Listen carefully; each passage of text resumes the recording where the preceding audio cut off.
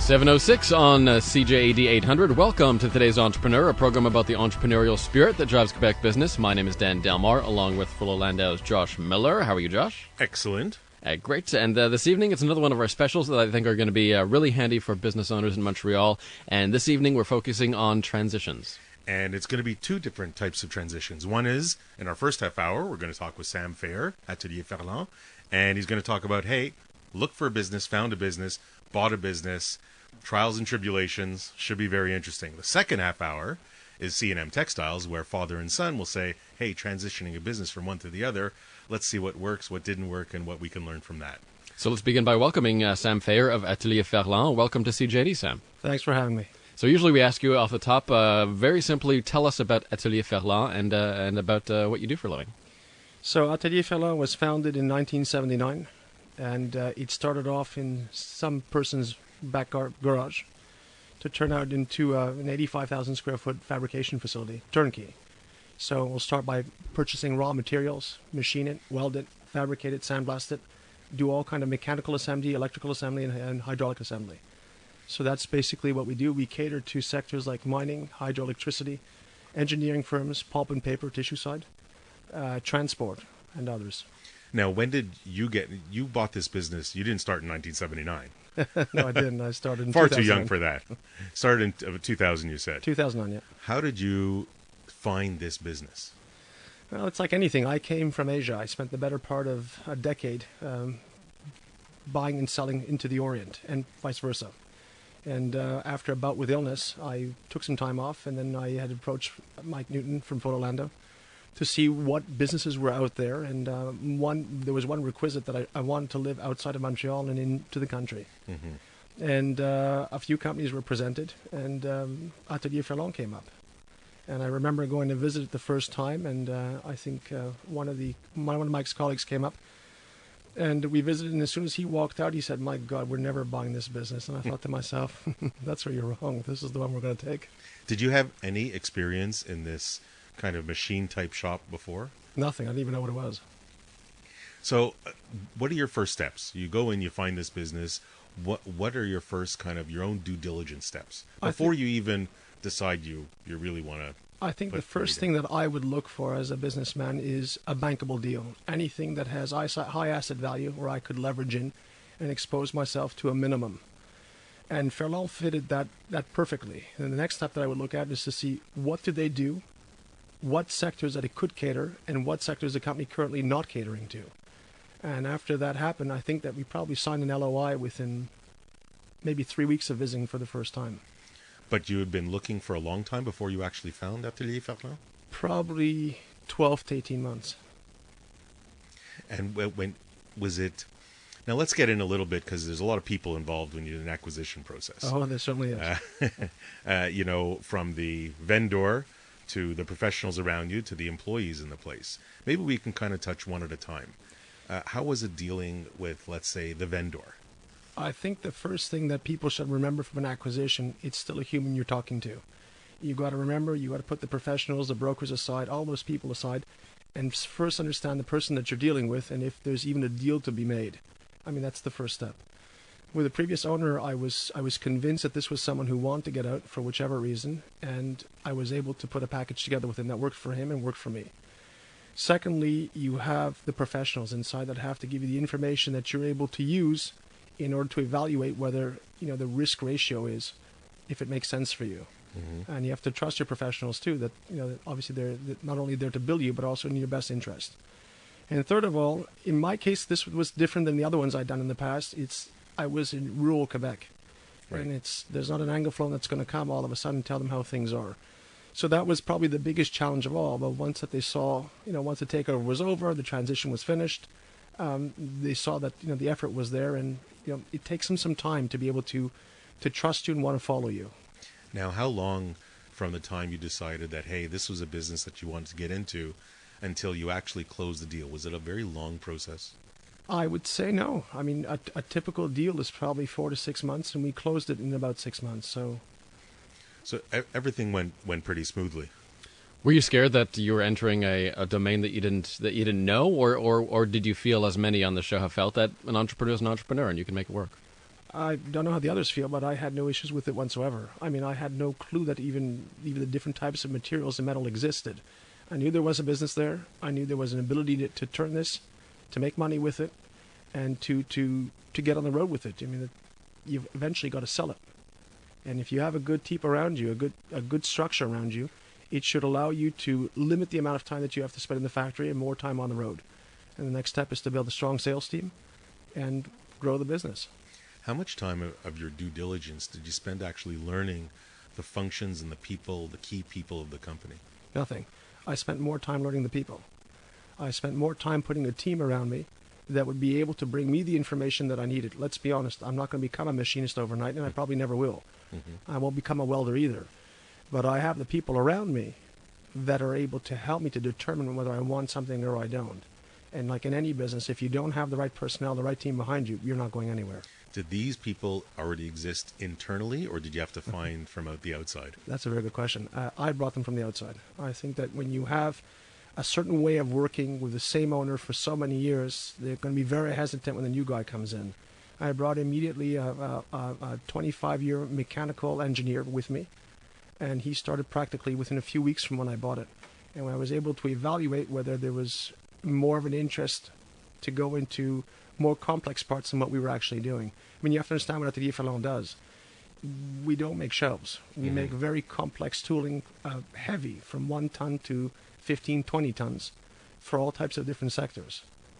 It's the core of what the business is all about. And it's also a business where you transform raw material into a finished product. Now, to you, for example, or to anybody else, and to me, for that matter of fact, I mean, a shoe you can recognize, a table you can recognize. The stuff that we make, I could see it 100 times, I still don't know what it is.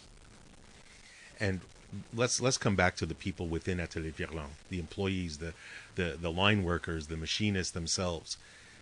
Was it difficult to create that rapport? I mean, it was somebody that had had this business, as you say, since 1979, so a good 20 years with the same person, and now there's a new kid on the block, a new owner in town. How was the transition? How did you deal with those employees that are clearly as important as many others? I think that I spent a lot of time almost forcing them getting to know me. In the beginning, we had almost these company dinners every 2 weeks, and it was an answer and question type of period where they could ask me just about anything they wanted to, from where I came from, what I'd done in the past, how I saw things going on. And the other thing too, and a lot of people may not pay attention to this, when there's a lot of people, only one of you, the first effort and what they really like is that you don't talk to them as whatever. You remember their name. You remember who you're talking to. Today I could tell you all of their names, who they're married to, where they go, where they don't go. It's important for them. It's a big part of the trust that they have with who they're dealing with. Do you still maintain that today? I mean, we're 13 years later, and has that philosophy changed at all? Actually, we're 5 years later, but I still have. So I absolutely, we still have.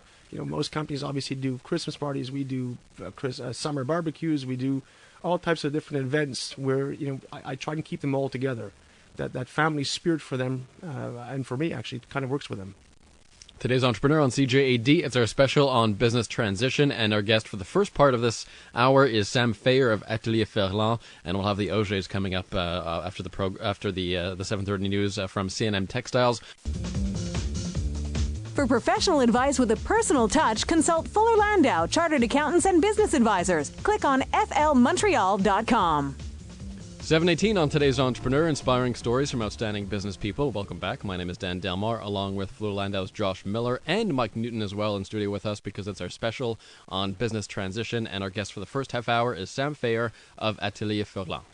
And, really curious, you're buying the vendor, the purchaser, and the vendor have a special relationship. Sometimes good, sometimes not so good. But clearly there's a knowledge that the vendor has when you're buying. Was there an agreement that the vendor stayed on for a certain period of time after you purchased? I think that in most acquisition there usually is a transition period, and that's usually hit or miss. In this case, in your case, yes, it turned out to a multi-million-dollar lawsuit, and in a way I can understand them. You create a company, you're the one calling the shots for the better part of 30 years, and all of a sudden this new guy comes in, much younger than you are, and all of a sudden the direction, the vision isn't the same thing anymore. He wants to go left because he thinks that's the way to go, and you're like, well, that's not happening. You work here today. You have nothing to say. And I don't think legally the rest I'm allowed to talk about, but it's not always easy. And did you find that the employees were following more him or the new owner that had a maybe bit more up-to-date vision of where business should be? Look, we're a pretty big crew, so a lot of them didn't know where to place themselves. You know, they were a little bit on the fence. But like I said earlier, I spend a lot of time with them. You know, I do a lot of. We still do these dinners and these. Even in the beginning, the first 7 or 8 months, I think I met all of them, probably once or twice a month, for lunches and dinners. So they got to know me a lot quicker. Probably not 30 years as quick as the other, but they got to know me very quickly. And yeah, listen, a few didn't want to stay, so they didn't, and the others ended up staying.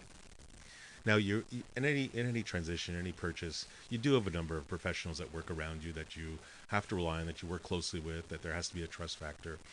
Did it work for you?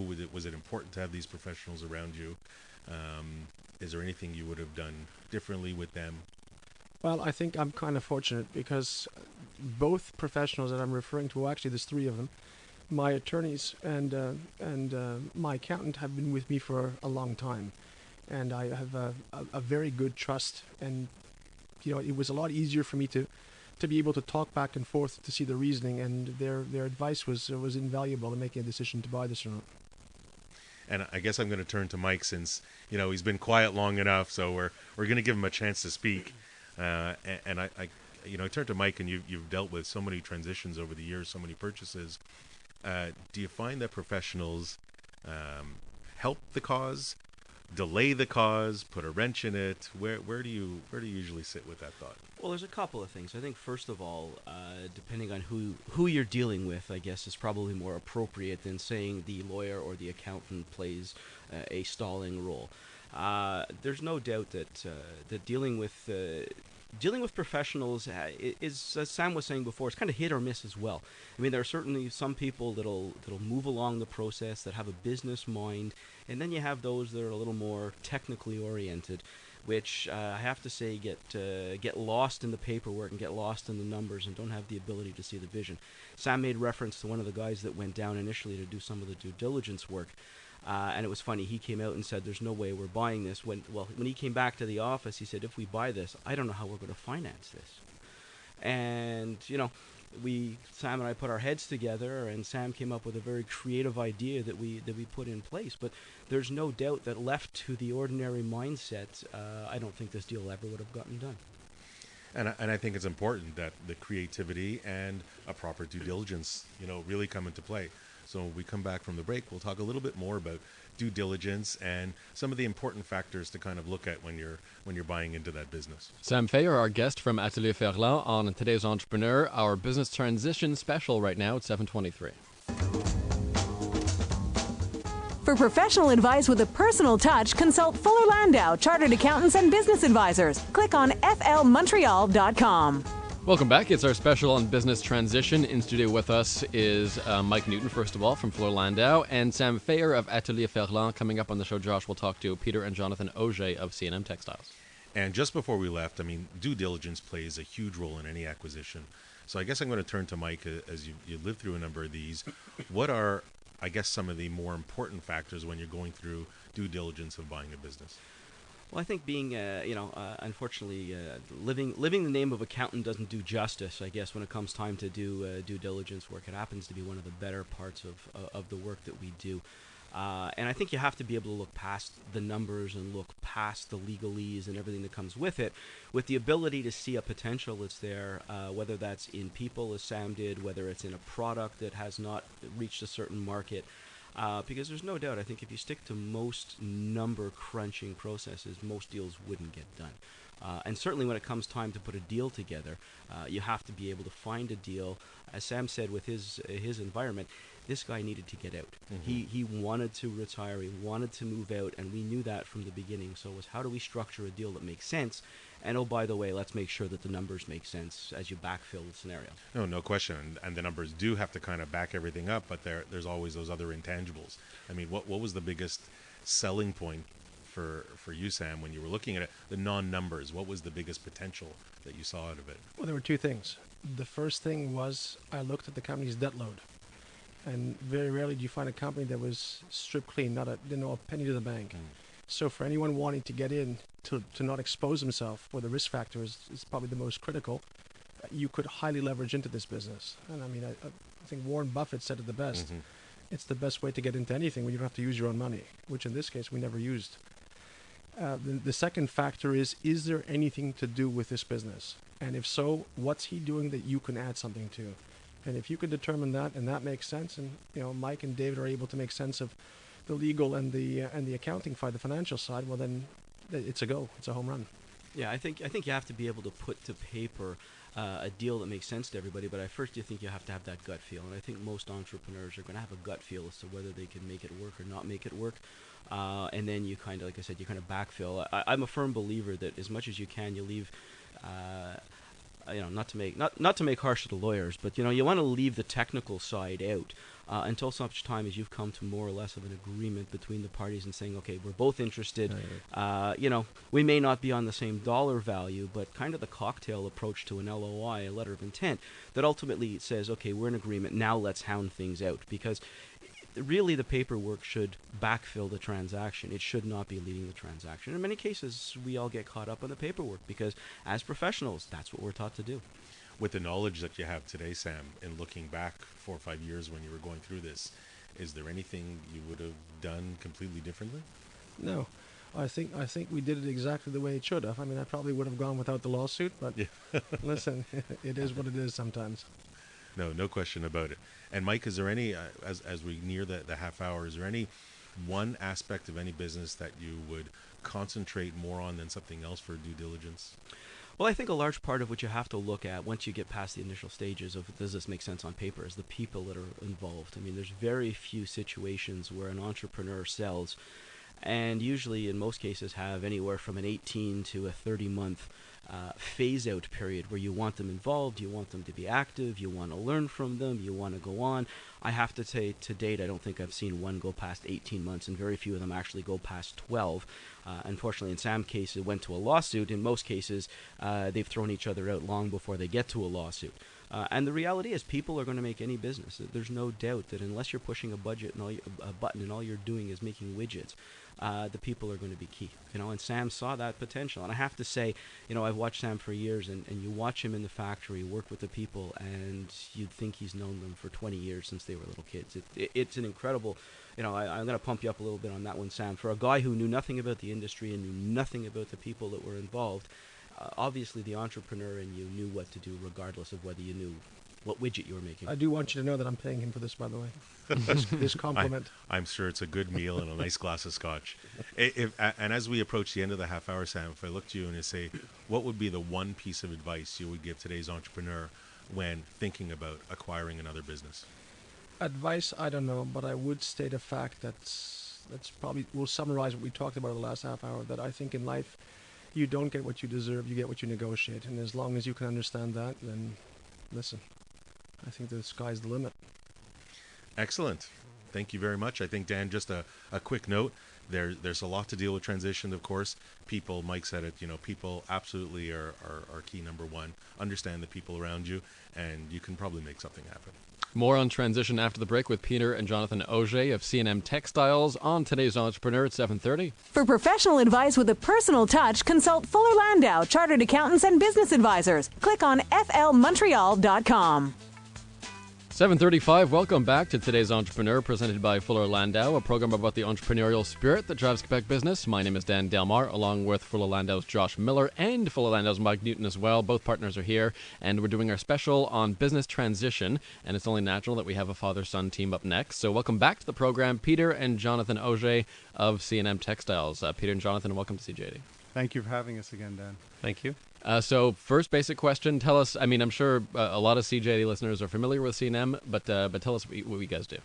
Well, we specialize in custom-made window treatments, custom-made blinds, upholstery fabrics, all sorts of bedding, window treatments. and probably one of the last stores to still offer exclusive evening wear and bridal fabrics in the city. And just to add to that, we also have a turnkey residential or commercial department for all your blind or drapery needs. Shop at home consultations are now available as well. And anything with regards to home automation, C&M is now fully available to program any type of blind or any type of curtain to that system.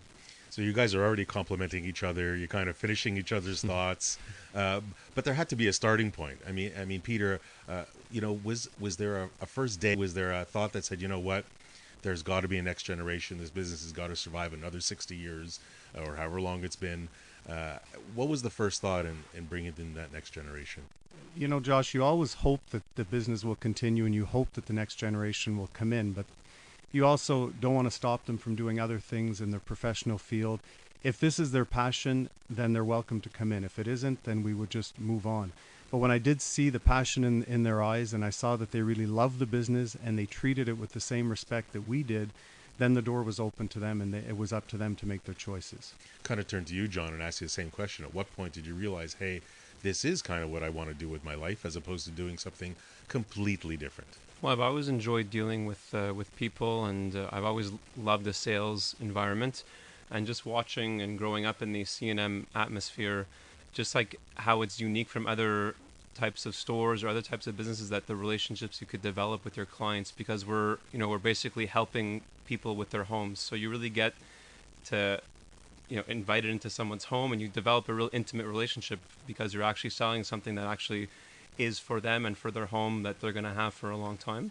What was the first step? I mean, you're getting into the business. Did you start at the bottom? Do you start bottom, moving things indeed, with yes. the broom in hand? With the broom in hand. I mean, that's the old cliche. Start them in the broom closet and make sure they clean up the store to get the note. But it was very important that my father and my uncle really instilled that we do learn the business from the bottom up. Not only did it help us develop knowledge of understanding every level of positions with the company, but also you gain a certain respect from your fellow staff and fellow team members, because most of the people that have been with C&M, they've been with us for over 20 years.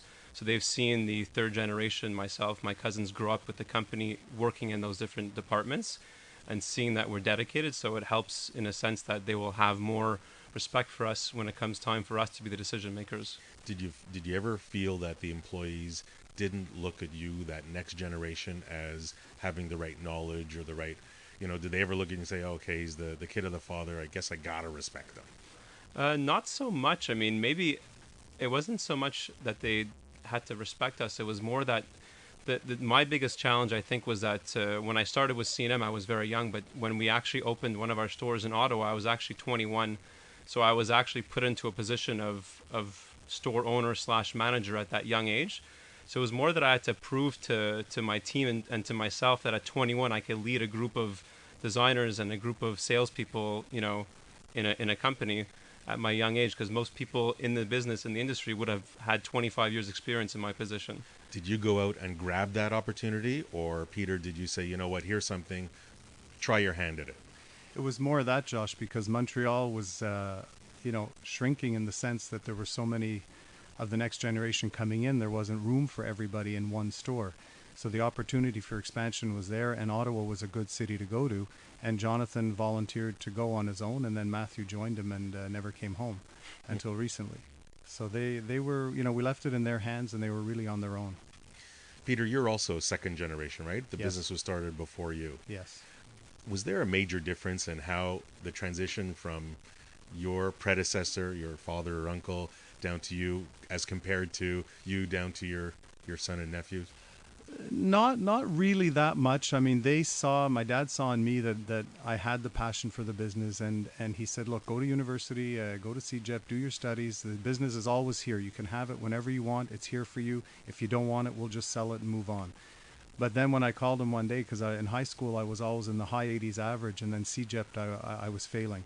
And I called him up. I said, Dad, I'm not doing well at this. It's not going well. He says, okay, drop it, and the door's open. And from then, we never looked back. And he basically, taught me and then turned the keys over and said, it's yours now, and go with it. Take it and ride with it. John, slightly different experience with you. You made it through CEGEP. Yes, with flying colors. We think. as far as the transcript goes. But yeah, it was different transition because I think at the time between my grandfather and my father and my uncle, there was a huge transition in the industry that we're in. Whereas now, our fathers are still actively involved because of their ages. They're still at a point in their lives where they actually still want to be in control of day-to-day operations and in the flagship. And so for us, it was a transition where we had to take a concept of a huge store on St. Hubert's and try to make it our own while keeping up the same family values. So we've opened a store in Distrant in Brossard, a store in Ottawa that are more of a kind of a smaller scale, so there's not the huge inventory. So we've had to take the values that they instilled upon us and kind of settle on a system that works best for our stores. Did you, as you got to know the business and know all the lines and the product and the possibilities out there, certainly with the youth and the online and all the stuff that makes a business run, did you start developing a different vision from your father? Was it always the same thing? Did you feel well, my it could go father had differently? the vision. It's just that it wasn't. I guess his generation didn't prioritize or see the value in the marketing on social media. And it's funny you mentioned that. Actually, we're about to go live with our new website, and we're developing a whole marketing plan for social media. Hopefully, an online store as well, which will all be available next year. So I've been working with my cousins very hard on getting that going. But we were lucky that my father and my uncle were they didn't close the door on the idea right away. They saw the value, but they just didn't prioritize it like we would. And Peter, did you see the value? Did you think it was a bit too much? Did you agree with it? You seem to have an open mind, if I may say so. Wondering what your thoughts were on some of the new ideas that your son, your nephews kind of bring in. I see the value and I appreciate the value of it. I just didn't have the energy or the know-how to go after it. So I said, look, I agree with you guys. It's in your hands. It's your baby. This is your thing. So take it and run with it and let's get it going. But I do absolutely see the value of the social media market in the future. It's definitely there and it's definitely happening.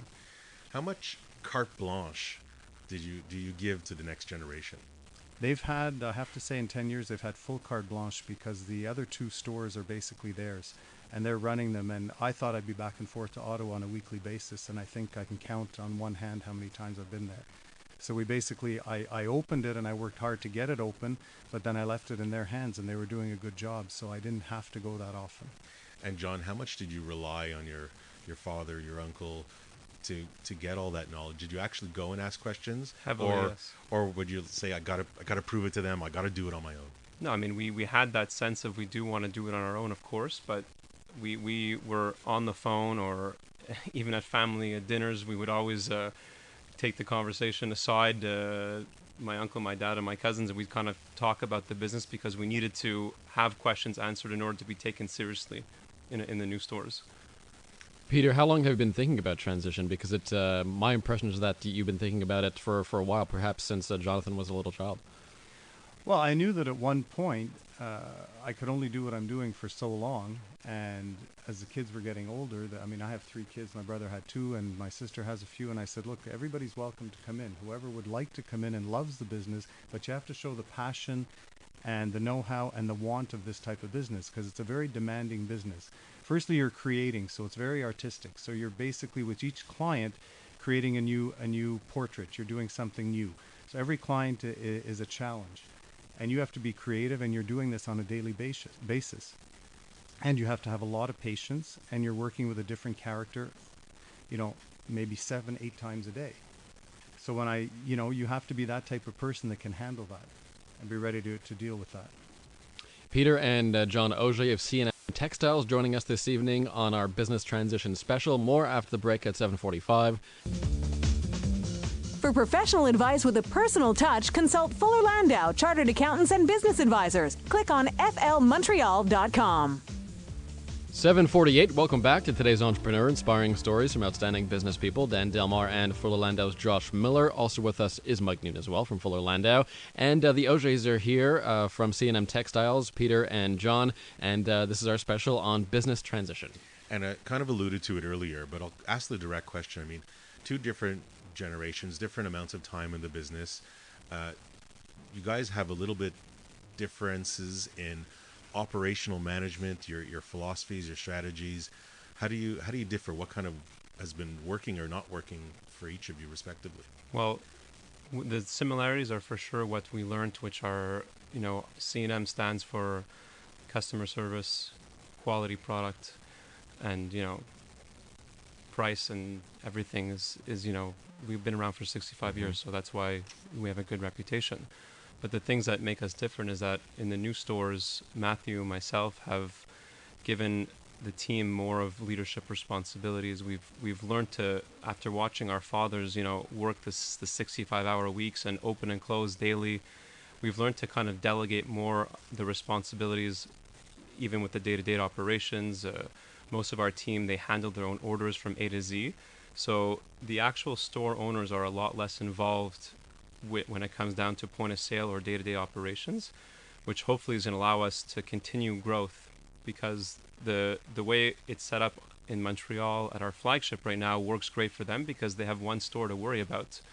But when you plan on having a few more stores in the future, you have to prepare and you have to make sure that your team is ready to handle the responsibility that we give them. Peter, when you look at your son and nephew using or engaging in this kind of operational philosophy, how does it make you feel? What do you think? Well, I respect it because I think it's wonderful that they've put their lives first and that they have their free time, and they do put in their hours, but they also put in their relaxation and home hours, which I guess we were taught, that's maybe the only negative that we were taught from our forefathers, is it's work, work, work, and you don't have time off. If the store is open, you're there. Mm-hmm. So that's something that they instilled in us, but I'm glad that we didn't instill it in our children, and I'm glad they're living like that because it's a much better way of life.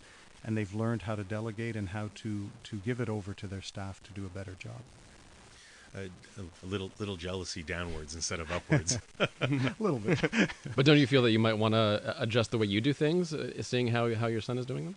Well, now with we're just in the midst of an expansion, and I think with the newly expanded store and a new organizational team in there, I think we'll be able to do that. I think the time is coming where we'll be much more organized, and I think we needed that space to organize ourselves. We've outgrown the premises that we're in. So with the expansion, it'll help us to do that. A lot of father-sons teams, they kind of use shadowing. One shadows the other to learn the business. What was maybe the best technique, if you can call it a technique? What do you feel the best technique that you, Peter, either passed on information, or John, that you collected information from working together with the family? I think one of the best things we did was that I wasn't directly Jonathan's teacher, and I put him and Matthew and David in with the staff, and I let certain staff member be responsible for them to teach them. I would throw in my comments every now and then, but I let them do it with the staff members. But I think even more valuable is I started to take them on my European buying trips. So those trips, when you're 4 or 5 days in Italy or wherever you are, you can introduce them to the suppliers, show them the value of your suppliers, who are just as valuable as your customers, and then have the downtime of sitting with them and talking about business and about people, and then it opened their eyes to how the rest of the world lives also. So it was a great education for them, I think. I don't know if Jonathan agrees. And from your standpoint, Jonathan? We were definitely wooed by those European trips. Those were good times. The Italian trips, yeah. Yes, the Valladeste and Lake Como is not hard to take. No. Did that inspire you to delegate more? But definitely, like, the buying trips opened our eyes to like a different aspect of the business, so that you're not seeing yourself kind of just as a retail store and you're just taking care of sales. You're actually seeing the bigger picture of wholesale and actually bringing in collections of fabrics. You're visiting your actual manufacturers. You're seeing how the fabrics are made. So it definitely teaches you a lot of how the business is operated, but on the back end instead of just on the floor in the showroom. And that was definitely part of the learning and part of the reason why I was really interested in continuing on with the business, because visiting things like where our blinds are manufactured, which are most of the actual blinds are manufactured in Canada, and actually a lot of our suppliers are in Montreal. So you visit these plants and it's just incredible how they could produce a blind for us in 3 business days. And I mean, the amount of work and the amount of people that are involved in one order for one person's window is just mind-boggling. So it just really, it keeps you interested and it keeps you, motivated, because there's so many aspects to the business. No, definitely a lot to learn, and it sounds like you've learned a ton. When we come back from the break, some words from Mike about maybe some of the touchier issues in passing down an actual business from a share standpoint. And Peter and Jonathan's one piece of advice for today's entrepreneur as well. It's 7:53. For professional advice with a personal touch, consult Fuller Landau, Chartered Accountants and Business Advisors. Click on flmontreal.com. We're back with our special on business transition. Our guests, Peter and Jonathon Auger of C&amp Textiles, and Mike Newton is here as well from Fuller Landau, and of course, Josh. Thank you, Dan, for not forgetting me. Mike, I guess from passing down a business is one thing for the knowledge, is one thing for the employees and the team to understand that everybody's working together. What about when you want to actually pass down the shares? I guess it can get a little dicey or tricky, and I'm not talking about the tax side of it, I'm talking about the people side of it. The people side of it is huge. I mean, if you get past the initial similarities and values, and then you can get around the discussion of intergenerational work styles and differences, and then you get around egos, and then you get around who should be in charge and who's contributing what, then you're left with the discussion of, well, Mom, Dad, when do I get my fair share? And in many family businesses, and I'm not going to put words in your mouth, Jonathan, but in many family businesses, the younger generation's underpaid. Seeing that somewhere down the road there's a payday on shares and equity and are willing to continue to work, I have seen family businesses where the parents are still active at 80, 85 years old, and the kids, do the math, are somewhere in their 50s, and the shares still haven't been transitioned. So it is a very, very touchy subject. And unfortunately, I've seen a few families broken apart. The resentment just builds. The resentments, I mean, and then you got to play the whole, well, if there's multiple children and they're not all in the business, do I compensate the kids based on birthright? Do I compensate the kids based on time that they spend actually working in the business? And there's so many factors that come to play that, by the time you actually get there, you hope you're still talking to each other. And many times, by the time you sit down to actually get into the whole discussion of transitioning the actual shares, and we'll leave the government and we'll leave all the rest of the logistics out, it's a dicey subject. I'm trying to be polite in the exercise. No, of course, and then of course there's maybe we'll deal with it in the will afterwards. So that's a whole other kettle of fish. Yeah, unfortunately, I think the earlier you can start talking about it in a family business, openly discussing it, I think is the more success you're going to have. The situation of we'll get to it one day is probably going to create a huge amount of resentment. Well, the time has actually absolutely flown by, but as we near 8 o'clock, we have about a minute to go. We'll look to Jonathan and Peter separately and ask, what would be your one piece of advice to entrepreneurs, to today's entrepreneur, about a family transition? John? In order to go smoothly, you have to, like any relationship, you have to keep open lines of communication at all times. You can't keep anything to yourself, because that's when all the rage or anger or miscommunications occur and build up. So my advice is, even if it's something that the other person or family member doesn't want to hear, you have to sit down and take the time to talk things through. Great. Peter? I'd have to agree with Jonathan. I mean, communication is key. Josh, if you allow me, just a shout out to my buddy Phil Silvers, who I promised I'd say hello to tonight. Thank you for everything, Phil, and have a good winter. And, my mother, God bless her, is in her 90-somethings and is still around, and she did the transition that you were just talking about early on, so that there wasn't any of that. And we're hoping that the transition will not have anything like that. Thank you. And thanks very much to the Augers, Peter and Jonathan, for joining us this evening. Mike Newton from Fuller Landau. Thanks, Mike. Thank you, Dan. And Josh, we're back in 2 weeks on Today's Entrepreneur. Back in 2 weeks. Thanks very much. The Exchange is next on CJAD 800.